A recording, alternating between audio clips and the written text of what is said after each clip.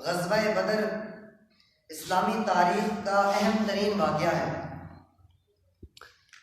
تاریخ اسلام میں یہ پہلا موقع تھا جب حق اور باطل باقاعدہ آمنے سامنے آئے۔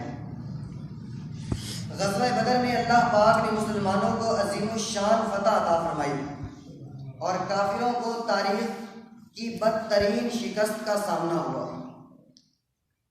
مفسرین کرام فرماتے ہیں غزوہ بدر کے موقع پر کفار مکہ جو لشکر لے کر مکہ مکرمہ سے روانہ ہوئے تھے، اس میں ان کا مقصد میدان بدر میں جانا نہیں تھا۔ اصل معاملہ یہ تھا کہ کفار مکہ کا ایک تجارتی قافلہ ملک شام سے مکہ مکرمہ آ رہا تھا، جس میں کفار مکہ کا بہت سارا تجارتی سامان تھا۔ اس بارے میں کفار مکہ کو خبر ملی کہ ان کے تجارتی قافلے کو خطرہ ہے، ممکن ہے کہ مدینہ منورہ کے مسلمان ان کے قافلے کو نقصان پہنچائیں۔ چنانچہ کفار مکہ اپنے اس تجارتی قافلے کی حفاظت کے لیے ایک بڑا لشکر لے کر روانہ ہوئے۔ مکہ مکرمہ کے بڑے بڑے سردار، بالخصوص اس امت کا فرعون یعنی ابو جہل، اس لشکر کی سربراہی کر رہا تھا۔ کفار مکہ کا یہ لشکر جب جحفہ کے مقام پر پہنچا تو ان کے پاس ایک قاصد آیا۔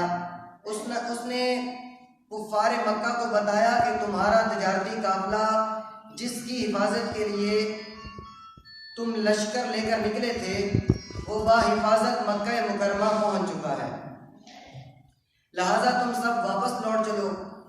اور اس موقع پر ابو جہل بدبخت نے اترا کر کہا کہ نہیں، اب ہم واپس نہیں جائیں گے، ہم بہادر لوگ ہیں، ہم میدان بدر میں جا کر ہی دم لیں گے۔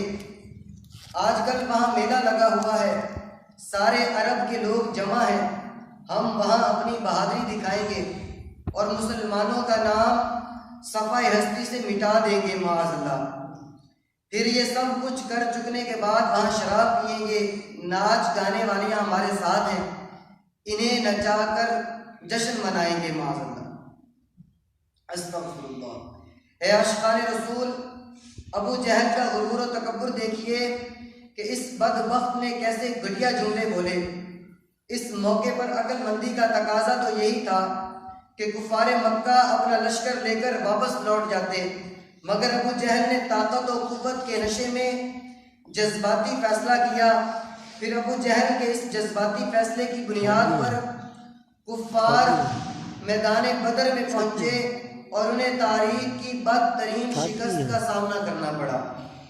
اللہ پاک نے قرآن کریم میں کفار مکہ کے اسی غرور و تکبر، ان کے اسی جذباتی پن فیصلے کا ذکر کرتے ہوئے فرمایا وَلَا تَكُونُوا كَالَّذِينَ خَرَجُوا مِن دِيَارِهِمْ بَطَرًا وَرِئَاءَ النَّاسِ۔ ترجمہ کنز ایمان، اور ان جیسے نہ ہونا جو اپنے گھر سے نکلے اتراتے اور لوگوں کے دکھانے کو، یعنی اے مسلمانوں، تم کفار مکہ کی طرح اترانے والے اور دکھلاوا کرنے والے مت بنو، بلکہ تقوی اختیار کرو، اخلاص اپناؤ، صرف اور صرف اللہ پاک کی رضا کے طلبگار